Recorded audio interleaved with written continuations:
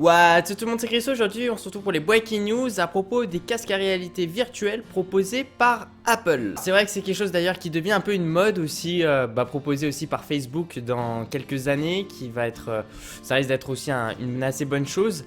Que on a Samsung qui font aussi un peu leur casque à réalité virtuelle de leur côté. On a aussi Sony et Apple. C'est vraiment un gros point d'interrogation où on peut se dire, bah voilà, qu'est-ce qu'ils vont faire? Est-ce qu'ils vont faire quelque chose déjà?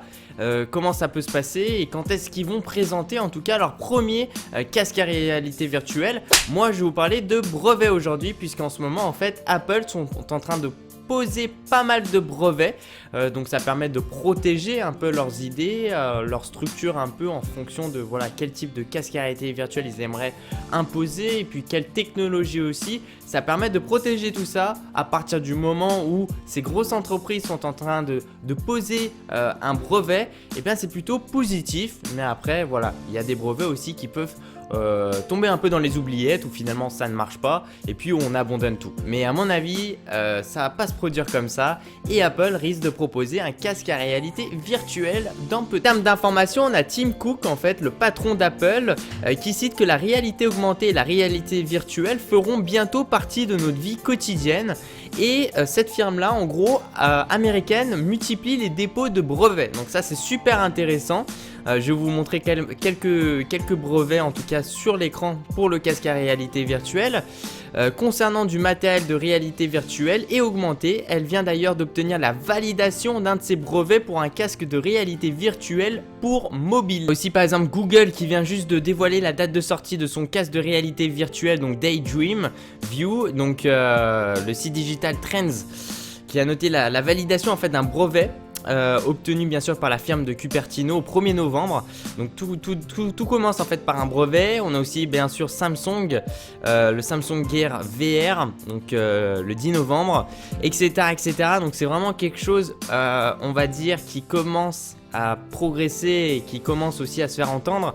Et puis c'est aussi la liaison aussi certainement de... On a aussi l'Oculus Rift, mais la liaison vraiment, le but c'est de lier un peu ce casque à réalité virtuelle là avec son smartphone.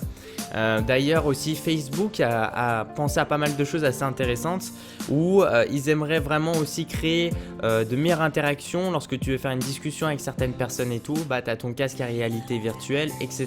Alors je tenais juste à préciser une petite chose, c'est un peu pour défendre Apple, parce que beaucoup de gens critiquent par exemple aussi Apple en disant qu'ils sont vachement en retard, que forcément ils ont encore rien présenté, alors t'as Samsung, t'as Sony, t'as Google, t'as aussi Facebook, t'as plein d'endroits où ils sont en train de réaliser des casques à réalité virtuelle. Moi vraiment je pense que le plus important c'est pas de sortir en premier un casque à réalité virtuelle, mais que quand tu l'as sorti, il est au moins de très bonne qualité et qui mérite vraiment son prix. Voilà, ça sert à rien de sortir le premier casque à réalité virtuelle, alors c'est sûr ça peut faire exploser des ventes, mais que s'il est défaillant ou que s'il est pas tip top, eh bien ça risque de retomber quelques mois après et de tomber dans des flops. Et que je préfère par exemple Apple qui prennent un peu plus de temps, qui déposent un peu plus de brevets, qui travaillent dessus, ils ont des ingénieurs dessus et qu'ils laissent un peu faire tout ça, et que même s'ils sont pas les premiers à sortir, bah au moins quand ça sortira ça risque de faire assez mal. En plus on connaît bien Apple avec leur système et tout. Bon par contre le prix là ça fera très mal aussi, mais voilà, le but c'est pas de sortir en premier le truc, enfin en tout cas ça c'est ma vision des choses, mais c'est quand tu le sors qu'il soit de très bonne qualité, en tout cas que cette entreprise là elle a fait de son mieux pour sortir un produit de la meilleure qualité possible. Si j'aime la vidéo, ça fait super plaisir de me suivre sur ma page Facebook personnelle aussi. Puis je vous dis à la prochaine, ciao ciao, peace out les gens. Voilà, avant de terminer cette vidéo, je tenais juste à te préciser que dans mon école d'ingénierie informatique, avec mon groupe, on a décidé de partir sur un projet qui est de réaliser la première course de drone. Donc depuis, il y a pas mal de changements et pas mal de choses positives, comme avoir les autorisations et bien sûr de la mairie et de la ville de Lyon pour réaliser cette course de drone là. Et je tenais juste à te préciser que dans la description, il y aura aussi en fait le lien de la vidéo de présentation de cette course de drone à Lyon.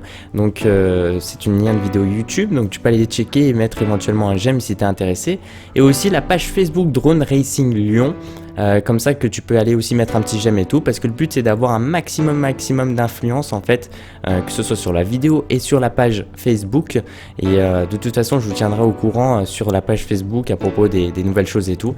Et si tu es vraiment intéressé et tu habites aussi à Lyon, eh bien tu peux me contacter sur ma page Facebook personnel et tu me dis voilà, tu es très intéressé par ce projet-là, je te mets en relation dans un groupe Facebook où il y a vraiment beaucoup de personnes qui sont intéressées par ce projet-là et comme ça en plus de ça tu pourras avoir accès aux dernières informations de ce projet-là qui avance vraiment bien. Voilà, merci de votre temps pour cette petite parenthèse et puis de toute façon à très bientôt.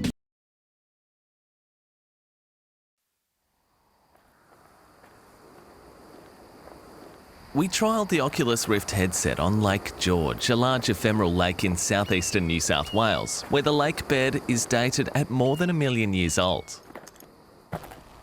Geoscience Australia has previously collected data on the geology here, including seismic and magnetic data and sediment samples. Out in the field, we want to visualise all of the subsurface data we've collected in its correct location. We've developed a custom Android application that uses the phone's GPS for positional tracking.